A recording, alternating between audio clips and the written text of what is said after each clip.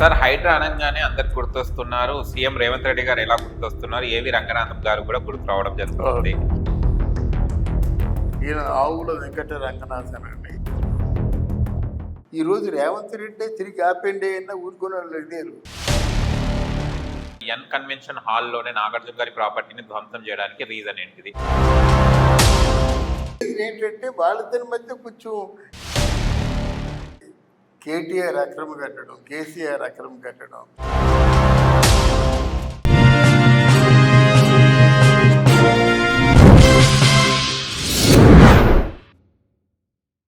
Sir Hydraa అనంగానే అందరికి గుర్తొస్తున్నారు. CM Revanth Reddy గారు ఎలా గుర్తొస్తున్నారు, ఏవి రంగనాథం గారు కూడా గుర్తు రావడం జరుగుతుంది. ఈ మధ్య కాలంలో చాలా ఇప్పుడు సోషల్ మీడియాలో చూస్తే ఆ హైడ్రా అనగానే తన ఫోటోనే ఉంటుంది. ఓకేనా, తనే అందరికి విశ్లేషిస్తారు హైడ్రా అంటే ఏంటిదని క్లారిటీ ఇవ్వడం జరుగుతుంది. అసలు ఏవి రంగనాథం గారు ఎవరు సార్ అసలు? ఈయన ఆవుల వెంకట రంగనాథన్ అండి. ఓకే, మొదట్లో ఆయన ఒక బ్యాంకు ఆల్మోస్ట్ సీఈఓగా పనిచేశాడు. చేసిన తర్వాత చాలా మంచి పేరు, స్ట్రిక్ట్ డిసిప్లిన్. దాని తర్వాత ఆయనకి ఏంటంటే మొదటి నుంచి కూడా పోలీస్ ఆఫీసర్ అవ్వాలనే ఒక ఆలోచన ఉంది. అప్పుడు అంటే ఐపీఎస్ పరీక్ష రాశాడు. ఫస్ట్ గ్రేడ్ ఆ గ్రూప్ 1 పరీక్షలు రాశాడు. 13 ర్యాంకులో పాస్ అయ్యాడు. అందరూ మెచ్చుకున్నారన్నమాట. ఆయన మొదటిసారిగా ఆయన డిఎస్పీగా అయ్యాడు. తొందరలోనే ఇది ఎప్పుడైందంటే 1996 నుంచి డెవలప్మెంట్లు మాట. అంటే రకరకాల పరిణామ క్రమాల్లో 2004 వచ్చేసరికి ఆయన ఐజీ అంటే డిఎస్పీ దగ్గర నుంచి అసిస్టెంట్ కమిషనర్ పోలీస్ అయిపోయాడు అన్నమాట. మొన్న వరంగల్లో కూడా కమిషనర్ పోలీసుగా పనిచేశాడు. ఇక్కడ మన తెలంగాణలో ఎవరు స్ట్రిక్ట్ ఆఫీసర్ అని అంటే ఆయన సర్వేలో ఆయన పేరు జరిగింది. ఆయన్నే తీసుకొచ్చారన్నమాట. నాన్న ఇది పరిస్థితి, మా మీద మాకేవి నింద రాకుండా అందులో ఏదైతే మన గవర్నమెంట్ పరంగా తొలగించవలసినటువంటి అక్రమ కట్టడాలు ఉన్నాయో వాటిని కంప్లీట్గా తొలగించవలసిన బాధ్యత మీది. దీంట్లో మీరు ఎవరి సలహా కూడా తీసుకోవాల్సిన అవసరం లేదు, మీకు పూర్తిగా ఆథరైజేషన్ ఇస్తున్నాం, మీరు చేయండి అని చెప్పారన్నమాట. ఈలోగా చాలా థ్రెట్స్ వచ్చాయి. కొత్తగా మనకేంటంటే ఆయన ఒక చిన్న మాటల్లో చెప్పేటంటే ఎవరు ఆయన మాట్లాడారు, అక్రమ కట్టడాల్ని కూల్చివేయడంలో ఎవరి ప్రమేయం ఉండకూడదు, రాజకీయంగా కూడా మాకు ప్రలోభపరచడం కానీ మాకు ఇది ఒత్తిడి తీసుకురావడం కానీ దయచేసి చేయొద్దు, మాకు అప్పగించిన విధి నిర్వహణ మేము చేస్తున్నామని చెప్పాడు ఆయన. ఓకే, ఇక్కడ ఏంటంటే ఈలోగా థ్రెడ్ ఆయన చేసిన తప్పు అని చెప్పి హెచ్చరించేవారు కొంతమంది. అయితే ఈయనలో గొప్పతనం అంటే అంతకుముందు ఎంత పెద్ద పదవిలో ఉన్నా ఎవరిని లెక్క చేయటం లేదు. ఈరోజు రేవంత్ రెడ్డి తిరిగి ఆపండి అయినా ఊరుకునే వాళ్ళు లేరు. మీరు అక్రమ కట్టడాలని చెప్పారు కదా, మళ్ళీ ఇప్పుడు ఎలా చెప్తారు మీరు అని చెప్పే పరిస్థితి అన్నమాట. ఇప్పుడు ఆయన మీద చాలా ఒత్తిడి ఉంది. ఎవరి మీద? రేవంత్ రెడ్డి మీద. ఇప్పుడు ఆయన పేరు మన విశ్వేశ్వరరెడ్డి ఉన్నాడు కదా, ఆయన స్కూల్స్ అవి ఉన్నాయి, అవన్నీ అక్రమ కట్టడాలి.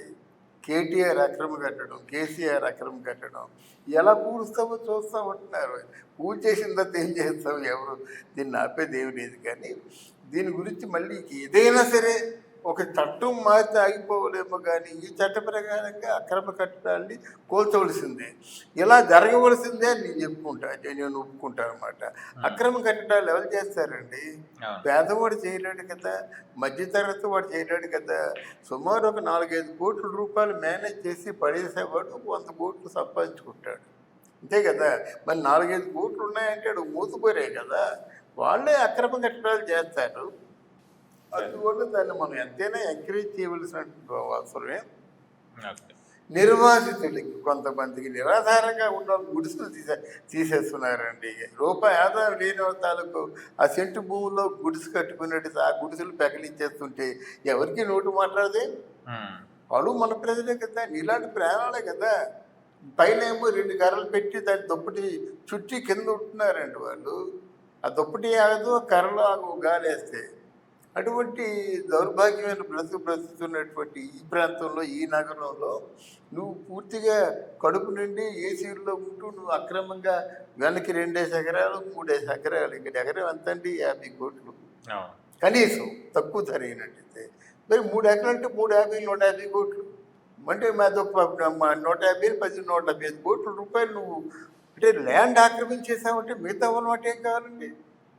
అది కన్నా నాగార్జున అనే విషయం మర్చిపోండి. నాగార్జున కాబట్టి నేను నాగార్జున అంటున్నారండి. ఇంకోరెవరు మోతుబరి దాన్ని పూర్తిగా ఆక్రమించుకున్నాడు. దాని మాట ఏమిటి? అప్పుడు మీరేం చెప్తారు? ఇప్పుడు ఏ మూలలో కొంత ఆయన అంటే సింపతి ఉంది కనుక అది నాగార్జున గారు కదండి, దాన్ని కొంచెం చూసుకోవాలి కదా. ఇలా చూసుకోవాలని ఇంతవరకు వచ్చింది. మీరు ఏవైతే చేయండి, తప్పు చేసేవాడిని మీరు తప్పించొద్దండి. తప్పు వాడికి కానీ వాడు పక్కన్న వాడికి కానీ తప్పు చేశారని తెలియాలి కదా. తెలిసేందుకైనా మీరు ఆయన అరెస్ట్ చేయాలి. అలా ఒక్కొక్కరు ఎన్ని 4,000 ఎకరాలు ఆక్రమించుకున్నాడు బెంజిరెడ్డి రామచంద్రారెడ్డి. ఏమిటి 1,000 ఎకరాలు ఆక్రమణ ఏంటండి? 26 జిల్లాల్లో ఈయన ఆక్రమించేసుకున్నాడు జగన్మోహనుడు. ఎవరు పడితే వాళ్ళు ఆక్రమించేసుకుంటే ఎలాగవుతుందండి? అక్కడ మొత్తం దారి పొడుగుతా ఆక్రమించేసుకుంది. 12,000 రూపాయలు రెంట్లో ఉంటాయి. అంటే వీరందరికీ శిక్షలు పడొద్దా? ఎక్కడైనా తప్పు చేసే వాళ్ళకి శిక్ష పడాలి. అందుకోసం ఇప్పుడు స్ట్రిక్ట్ గా ఉన్నారా ఇప్పుడు ఏవి రంగనాథన్ గారు? స్ట్రిక్ట్గా ఉన్నాడు. రంగనాథన్ మాత్రం ఇక్కడి నుంచి ఒకటే మార్గం, ఆయన ట్రాన్స్ఫర్ చేసేసుకోవాలి. ఎందుకంటే ఆయన ఉడుంపొట్టు మాట వదలడు. అల్టిమేటం ఏంటంటే ట్రాన్స్ఫర్ చేస్తారు. చేసినంత కూరుకోరు. ట్రాన్స్ఫర్ వీరి చేతుల్లో ఉండవుగా. ఎందుకంటే ఐపీఎస్ఎల్కి కేంద్ర ప్రభుత్వం చేతుల్లో ఉంటుంది. అక్కడి నుంచి ఆర్డర్స్ వస్తాయి, వెళ్ళిపోతాడు. అలాగే ఎన్ని చోట్ల వెళ్ళాడో తెలియదు. జరగబోయేది అది. ఓకే, అంటే చూస్తే గనక ఫస్ట్ నుంచి అంటే మనం ఒక పని ప్రారంభించాలంటే గనక మన నుంచి స్టార్ట్ కావాలి. అయితే ఈ పార్టీలు ఇప్పుడు ఏదైతే కాంగ్రెస్ పార్టీలో నాయకులు కూడా బ్రఫర్ జోన్ లో అలాంటి జోన్లలో ఉన్నాయి, ఎఫ్ఎల్టీ ఫ్లాట్ ఉన్నాయి, దాంట్లో కూడా ల్యాండ్స్ ఉన్నాయి, ఆక్రమించుకునే ఉన్నాయి. మళ్ళీ అక్కడి నుంచి స్టార్ట్ చేయకుండా ఎన్ కన్వెన్షన్ హాల్లోనే నాగార్జున గారి ప్రాపర్టీని ధ్వంసం చేయడానికి రీజన్ ఏంటిది? రీజన్ నీకేం లేదండి. మళ్ళీ ఇక్కడి నుంచి స్టార్ట్ చేయాలి. రీజన్ ఏంటంటే వాళ్ళిద్దరి మధ్య కొంచెం ఏదో లోపల కొంత కోల్డ్ వార్ నడిచింది. నడవకపోయినట్టే ముందెందుకు వస్తారు ఇక్కడికి? కోల్డ్ వార్ నడిచింది అన్నమాట. ఏదో ఆయనకి నాగార్జునకి జస్ట్ అభిప్రాయ భేదాలు ఉన్నట్టుగా తెలుసు. ఆ కూతురు పేర్లలోనే ఎక్కడో అవి పబ్లిక్గా రాలేదు. అంటే ఏ కారణం లేకుండా ముందు కూల్చారు కదా. ఇది ఒక అక్రమం అంటే అక్రమాలు వాళ్ళు చేశారు, వాళ్ళు కూల్చారు. ఇప్పుడు అదే మనం ప్రశ్నిస్తాం. అక్రమాలకి రంగు లేదు, జెండా లేదు, ఏం ఉండదు. అక్రమం అంటే అక్రమమే. అంటే నాగార్జున గారు సన్నిహితంగా ఉన్నప్పుడే తన ఎంగేజ్మెంట్, తన రేవంత్ రెడ్డి గారి అమ్మాయి ఎంగేజ్మెంట్ జరగడం జరిగింది అక్కడ. అంటే అక్కడ కోల్డ్ వార్ జరగడం వల్ల ఇలాంటి నష్టం ఇప్పుడు నాగార్జున గారికి తలపెట్టారంటారు, అధికారం చేతిలో ఉందని? అది అలా కాకండి. ఎందుకంటే కోల్డ్ వార్ జరగడం వల్ల అంతకుముందు ఆల్రెడీ కేసీఆర్ కూడా వచ్చి మొట్టమొదటి దీన్నే ముట్టుకున్నాడు కదా. మరి కేసీఆర్కి ఆయనకి కోల్డ్ వార్ జరగలేదు కదా. తర్వాత ఆయనకి ఏదో మొత్తానికి ఇద్దరి మధ్య ఏదో కాంప్రమైజేషన్ వచ్చింది. అలాగైతే కేసీఆర్ ఈ నాగళ్ళతో రామోజీ యూనివర్సిటీని దున్నిస్తా అన్నాడు కదా. దున్నిస్తానని పెద్దమ్మవాడు వెళ్ళిపోయి ఓం సిటీ అన్నాడు కదా. ఇదంతా మన కళ్ళ ముందు చూసాం కదా. 1000 నాగళ్ళతో దున్ని చేస్తా అన్నాడు మాట రామోజీ యూనివర్సిటీని. అందువల్ల ఇవన్నీ జరుగుతుంటాయండి. అంత నీతిగా జరిగినట్టయితే మనం రామరాజ్యం అయిపోతుంది. మనకి ఎందుకు ఈ కష్టాలు? మనకి కొంతమందికి ఇల్లు లేకంటే ఉన్నామంటే ప్రతి ఒక్కరికి ఇప్పుడు అమెరికా ఉందనుకోండి, ఎక్కడ ఇల్లు ఒకటి ఉంటే 4 ఎకరాలు 5 ఎకరాలతో అమ్మేస్తుంటారు తల ఉండబట్టి. ఇక్కడ అమ్మని ఎకరాల అంగుళాలు అమ్ముతున్నారు. కానీ కొంతమంది ఏమంటున్నారంటే దీంట్లో మొన్ననే నాగ చైతన్య, శోభిత గారి ఇద్దరిది ఎంగేజ్మెంట్ అవ్వడం జరిగింది. ఎంగేజ్మెంట్ అయిన వెంటనే ఇలాంటి దారుణానికి అడిగట్టడం జరిగింది, ప్రాపర్టీ లాస్ జరిగింది అక్కినేని ఫ్యామిలీకి అని అంటున్నారు. దీన్ని ఏమంటారు? అక్కినేని ఫ్యామిలీకి ఇలా ఏమన్నా ఐరన్ లెగ్గా అన్నట్టు క్వశ్చన్ మార్క్ అంటే కొంతమంది విమర్శిస్తున్నారు. మీ దాకా కూడా రావచ్చు ఇది, మీరేమంటారు? నేను చాలా వ్యతిరేకిస్తాను. ఎందుకంటే కొంతమంది పనిలేని సన్నాసులు, ఆలోచన లేని సన్నాసులు, ఒక ఆడబిడ్డ వచ్చిందండి. అందుకే కదా వేణుస్వామిని విధవా అని తిట్టడానికి కారణం అదే కదా. మరి అడుక్కోరా అని చెప్పాను నేను. ఎందుకని ఈ బతుకు నీకు? వెళ్ళి గుడి దగ్గర ఎక్కడైనా సరే కావంతా పరుచుకొని అడుక్కుంటే సాయంత్రానికి 200 వస్తాయి కదా. నువ్వు నీ పిల్లలు తినలేరా? ఇదేం బతుకు వచ్చేసి అన్నాను. ఎందుకంటే ఆ శుభం అంటూ వచ్చారండి. అలాగే ఆడపిల్ల ఆవిడ అడుగు పెడితే రేపు పొద్దున్నేమో నాగార్జున గారికి ఏమో 1000 కోట్లు వస్తుంది. 1000 కోట్లు వచ్చినట్టు చేసి దేంట్లో లాభం? ఇతరత్ర బిజినెస్లు చాలా ఉన్నాయి కదా నాగార్జున గారికి. కాంట్రాక్ట్ బిజినెస్ అక్కడ 3000 కోట్లు వచ్చిందంటే అది షోబిజ్ తాలూకు మంచా అది బుద్ధి లేని వాళ్ళు ఎవరో అనుకుంటారు, కానీ శోభితకి దీనికి సంబంధం లేదు.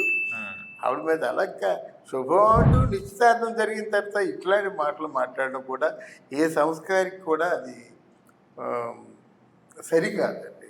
ఓకే. నువ్వు ఏదైనా ఊసుకొని కబుర్లు ఆడాలనుకుంటే ఏదో గాసిప్స్ ఉంటాయి, అతనికి ఏదేదో ఉంటాయి, వాటిలో మాట్లాడుకో. కానీ మంచి మంచి ఛానల్స్లో అంటే మంచి ఛానల్స్ అనే భ్రమ ప్రజలకు ఉన్నటువంటి వాటిలో ఇలాంటి వార్తలు రావడం మనం చెప్పుకుంటావా? అదే. మీరు ₹1,00,00,000 ఇచ్చినా నేను చెప్పను కదా నేను. ఓకే. అందువల్ల అది తప్పది. ఓకే. ఎవరో అడుగు పెట్టినంత మాత్రలో వచ్చేస్తే ఇంకేం కావాలండి? ఉమ్, ఇప్పుడు అంబానీని తీసుకొచ్చి మన ఇంట్లో కూర్చోబెడతామండి, కోటేశ్వరరావు డబ్బు వచ్చేస్తుందా? రా. అంబానీ డబ్బు వచ్చేస్తుందండి? అదే. లేదు. అది ఓకే. అట్లాంటిదంతా వాళ్ళ ఆ, అంటే లోపల నేరో మైండ్ ఉంటుంది, ఆ నేరో మైండ్ ఏమో ఆవిష్కరిస్తారు. ఓకే.